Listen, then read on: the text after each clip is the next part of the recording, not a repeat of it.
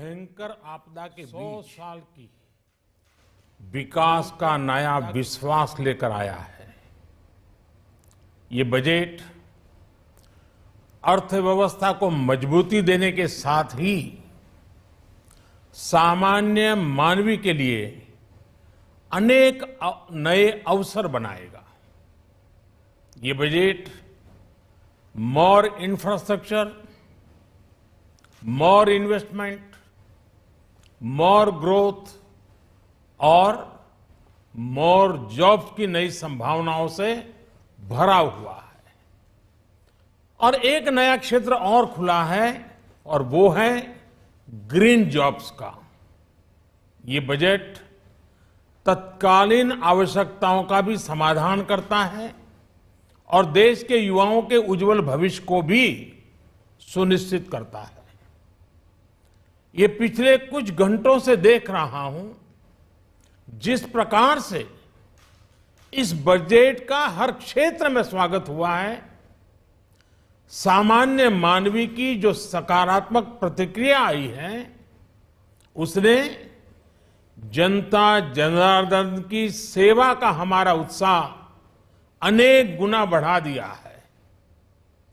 जीवन के हर क्षेत्र में आधुनिकता आए, टेक्नोलॉजी आए, जैसे किसान ड्रोन हो, वंदे भारत ट्रेन हो, डिजिटल करेंसी हो, बैंकिंग के क्षेत्र में डिजिटल यूनिट्स हो, 5G सर्विसेज का रोल आउट हो, नेशनल हेल्थ के लिए डिजिटल इकोसिस्टम हो।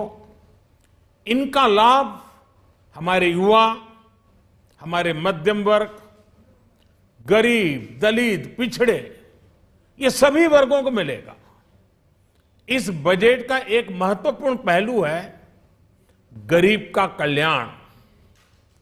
हर गरीब के पास पक्का घर हो, नल से जल आता हो, उसके पास शौचालय हो, गैस की सुविधा हो, इन सभी पर विशेष ध्यान दिया गया है।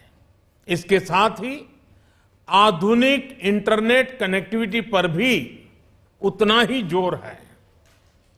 जो भारत के पहाड़ी क्षेत्र हैं, हिमालय का पूरा पट्टा, जहां जीवन आसान बने, वहां से पलायन ना हो, इसे ध्यान में रखते हुए भी नई घोषणा की गई है। हिमाचल, उत्तराखंड, जम्मू कश्मीर, नॉर्थ ईस्ट ऐसे क्षेत्रों के लिए पहली बार देश में पर्वतमाला योजना शुरू की जा रही है। ये योजना पहाड़ों पर ट्रांसपोर्टेशन और कनेक्टिविटी की आधुनिक व्यवस्था का निर्माण करेगी और इससे हमारे देश के जो सीमावर्ती गांव है, बॉर्डर के गांव है, जिसका वाइब्रेंट होना जरूरी है, जो देश की सिक्योरिटी के लिए भी आवश्यकता है, उसको भी बहुत बड़ी ताकत मिलेगी। भारत के कोटि कोटि जनों की आस्था मां गंगा की सफाई के साथ साथ किसानों के कल्याण के लिए एक महत्वपूर्ण कदम उठाया गया है। उत्तराखंड, उत्तर प्रदेश, झारखंड, बिहार, पश्चिम बंगाल, इन राज्यों में गंगा किनारे नेचुरल फार्मिंग को प्रोत्साहन दिया जाएगा। इससे मां गंगा की सफाई का जो अभियान है उसमें मां गंगा को केमिकल मुक्त करने में भी बहुत बड़ी मदद मिलेगी। बजट के प्रावधान यह सुनिश्चित करने वाले हैं कि कृषि लाभप्रद हो, इसमें नए अवसर हो, नए एग्रीकल्चर स्टार्टअप्स को प्रोत्साहन देने के लिए विशेष फंड हो या फिर फूड प्रोसेसिंग उद्योग के लिए नया पैकेज। इससे किसानों की आय बढ़ाने में बहुत मदद मिलेगी।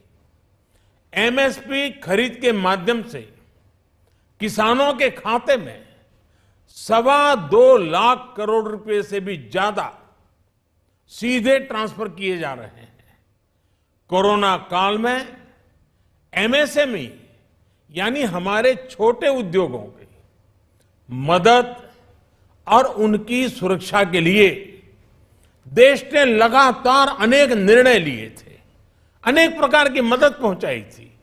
इस बजट में क्रेडिट गारंटी में रिकॉर्ड वृद्धि के साथ ही कई नई योजनाओं का ऐलान किया गया है। डिफेंस के कैपिटल बजट का 68% डोमेस्टिक इंडस्ट्री को रिजर्व करने का भी बड़ा लाभ भारत के एमएसएमई सेक्टर को मिलेगा। ये आत्मनिर्भरता की तरफ बहुत बड़ा मजबूत कदम है। 7.5 लाख करोड़ रुपए के पब्लिक इन्वेस्टमेंट से अर्थव्यवस्था को नई गति के साथ ही छोटे और अन्य उद्योगों के लिए नए अवसर भी बनेंगे। मैं वित्त मंत्री निर्मला जी और उनकी पूरी टीम को इस पीपल फ्रेंडली और प्रोग्रेसिव बजट के लिए बहुत बहुत बधाई देता हूं। कल भारतीय जनता पार्टी ने मुझे सुबह 11 बजे बजट और आत्मनिर्भर भारत विषय पर बात करने के लिए निमंत्रित किया है। कल 11 बजे मैं बजट के इस विषय पर विस्तार से बात करूंगा। आज इतना काफी है। बहुत बहुत धन्यवाद।